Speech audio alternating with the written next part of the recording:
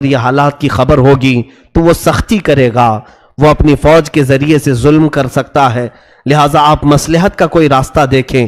تو اس دربار میں ایک شخص بیٹھا تھا جو یزید کا ہم نوا تھا، یزید کا خبری تھا، جاسوس تھا۔ اس نے نعمان بن بشیر کے خلاف یزید کو خط لکھا، کہا تمہارا گورنر نااہل ہے، یہاں حسین کی طرف سے وکیل بن کر کے مسلم بن عقیل آئے ہیں، پورے کوفہ کا ماحول تمہارے خلاف گرم ہو چکا ہے، سارے لوگوں نے حسین کی بیعت کر لی۔ یہ خط یزید کے ہاں پہنچا۔ ادھر امام مسلم بن عقیل نے حالات دیکھے، بہت اچھے تھے، گھر گھر میں اہل بیعت کے چرچے تھے۔ امام مسلم بن عقیل نے اسی دن خط لکھا مکہ اور روانہ کر دیا۔ خط لکھ کر کے ایک قاصد کو بھیجا، اے حسین ابن علی شہزادہ رسول، آپ تشریف لائیں، کوفہ کی سرزمین بالکل سازگار ہے، ماحول بہت اچھا ہے، آپ کے چاہنے والوں کی تعداد بہت زیادہ ہے، یہاں ہر گھر میں آپ کا عاشق ہے، آپ کا انتظار کر رہے ہیں۔ یہ خط لکھا اور مکہ کو روانہ کر دیا۔ دوسرے ہی دن ادھر یزید نے اپنی میٹنگ بلائی اور کہا کوفہ کا ماحول ہمارے خلاف ہو چکا ہے، کوفہ میں حسین کی بیعت چل رہی ہے، کوفہ میں مسلم بن عقیل آ کر کے حسین کا وکیل بن کر کے بیعت لے رہا ہے۔ اس خبر کے بعد اس نے پوچھا کہ کیا کرنا چاہیے۔ وہاں بیٹھے ہوئے لوگوں نے مشورہ دے کر کے کہا وہاں کے گورنر نعمان بن بشیر کو ہٹاؤ اور کسی سخت قسم کے گورنر کو نافذ کرو۔ تو لوگوں نے مشورتاً کئی نام پیش کیے، اس میں ایک نام آیا عبید اللہ بن زیاد کا، جس کو ابن زیاد کہہ رہے، یہ بصرہ کا گورنر تھا۔ اس کے متعلق لوگوں کا خیال یہ تھا کہ اتنا سخت دل تھا، یہ کسی کی رعایت نہیں کرتا تھا، اور ایک طوائف کا بیٹا تھا۔ یہ اور بات ہے کہ اسلام لایا، بعد میں اسلام میں آیا، لیکن دل کی سختی ویسی تھی۔ ایک بات یاد رکھے، میں نے کافی دن قبل یہ بات عرض کی تھی، حلالی اور حرامی ہونے کا ثبوت اسی سے ملتا ہے، جو بزرگوں کے متعلق ادب کا لہجہ رکھتا ہے اس کے حلال ہونے کا ثبوت ہے، اور جو بزرگوں کے خلاف بکتا ہے یا بے ادبی کا اظہار کرتا ہے اس کے نطفے میں شک ہوتا ہے، وہ صحیح طریقے سے دنیا میں نہیں آیا ہے۔ بہرحال عبید اللہ بن زیاد سخت قسم کا گورنر تھا۔ یزید نے اسے پیغام بھیجا کہ تو بصرہ چھوڑ اور کوفہ کی گورنری لے، نعمان بن بشیر کو معزول کر اور تو وہاں کی گورنری کو سنبھال، اور مسلم بن عقیل کے ہاتھ میں جتنوں نے بیعت کیا اس ماحول کو پورا بدل ڈال، میری بیعت لے لے سب کے ساتھ۔ تو یہ عبید اللہ بن زیاد کو حالات معلوم ہو گئے کوفہ کے، یہ اپنے ساتھ 20-25 لوگوں کو لے کر بصرہ سے نکل کر کوفہ آیا۔ مغرب اور عشاء کا وقت تھا، بیچ کے رات کے وقت مدینے سے آنے والا جو راستہ تھا، مکہ سے آنے والا جو راستہ تھا، اس راستے سے یہ کوفہ میں داخل ہوا۔ لوگوں کو ایسا لگا کہ امام حسین آ گئے ہیں، امام حسین آنے والے تھے کیونکہ خط بھی جا چکا تھا، امام مسلم بن عقیل نے بلا بھی لیا تھا امام حسین کو، تو لوگوں کو لگا کہ امام حسین آ گئے، اور یہ حجازی لباس بھی پہن کر کے عبید اللہ بن زیاد مکار، دھوکہ دینے کے لیے، اس لیے کہ اگر یہ کھلے عام آتا تو اس کو پکڑ کے مارتے، لوگ داخل ہونے نہیں دیتے کوفہ میں، پورے کوفہ والے اس وقت امام حسین کی محبت میں تھے۔ تو یہ اس طرح جھوٹ کے راستے سے داخل ہوا اور سیدھے گورنر ہاؤس میں داخل ہوا۔ اندر جا کر کے لوگوں کی بھیڑ تھی، یہ چہرے پر نقاب ڈالے ہوئے چلا جا رہا تھا، اونٹ پر بیٹھا تھا، لوگ نعرے لگا رہے تھے امام حسین ابن علی کے، لیکن یہ مردود کسی کو جواب نہیں دیتا تھا۔ بھیڑ بہت اکٹھا ہو گئی، گورنر ہاؤس میں اندر داخل ہو کر چھت پر کھڑا ہوا اور اس نے اعلان کیا، اے لوگوں، میں حسین نہیں ہوں، میں امیر عبید اللہ بن زیاد یزید کا گورنر بن کر کے آیا ہوں، اور تمہارا پرانا جو گورنر تھا نعمان بن بشیر، اسے معزول کیا جاتا ہے۔ اتنا سننے کے بعد لوگ بپھر گئے، مایوس ہو گئے۔ اور آپ کو یہ معلومات پسند آ رہی ہے تو ویڈیو کو لائک کریں اور اپنا اسلامک آفیسر کو سبسکرائب ضرور کریں۔ آپ کا ایک سبسکرائب ہمیں بہتر اسلامی کنٹینٹ لانے کی ہمت دیتا ہے۔ کہ اب گورنر بھی بدلا ہے، کچھ تو نیت خراب ہے، اور اس کی سختیاں لوگوں کو معلوم تھی۔ یہ جبر کرتا تھا، ظلم کرتا تھا، کسی کو اپنے سامنے کوئی رعایت نہیں دیتا تھا۔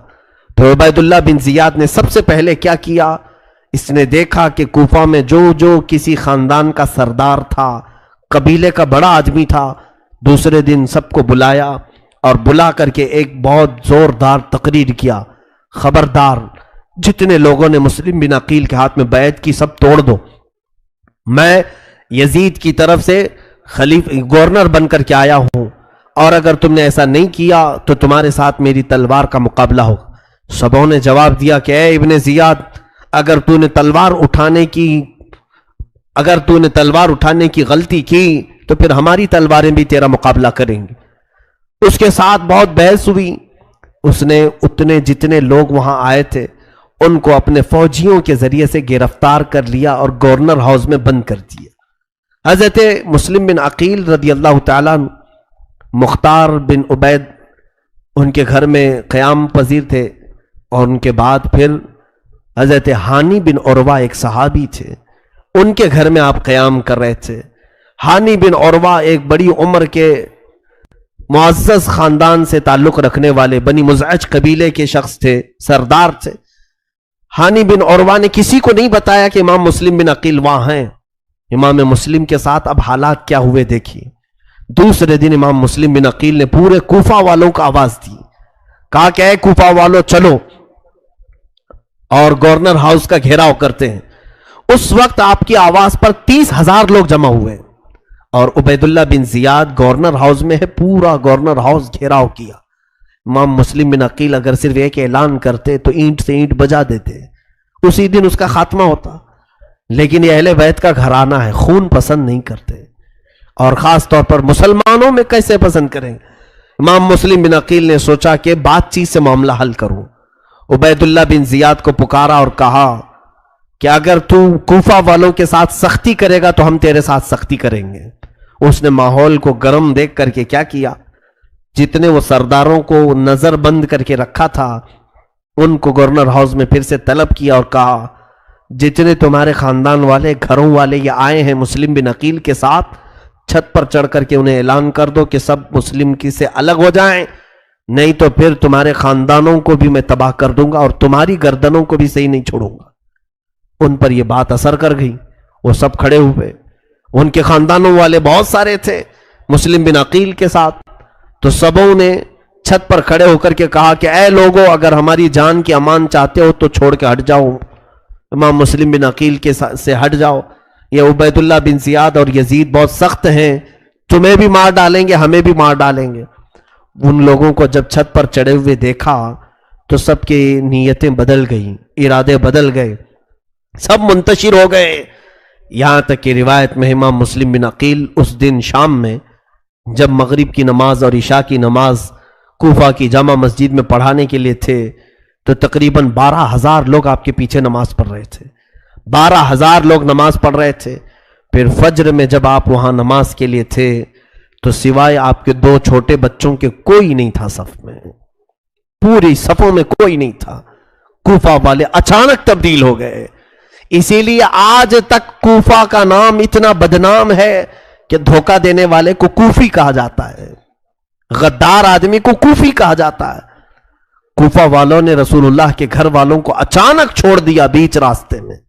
इमाम मुस्लिम बिन अकील ने कहा, हाय महरूमी इस हालत में इन लोगों ने लाया, वो कहां है वो नारे, वो कहां है वो खुतूत जो लिखे जा रहे थे।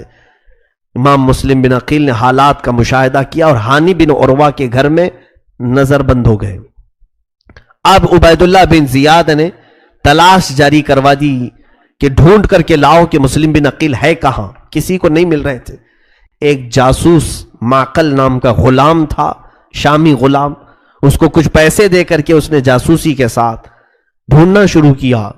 उसने एक मुअज़्ज़ज़ शख्स को पकड़ा और कहा कि मैं अहले बैत का सच्चा आशिक हूं, सुना है इमाम मुस्लिम बिन अकील कूफा में है, मैं उनको कुछ हदिया देने के लिए आया हूं, मैं मदीने से आया हूं।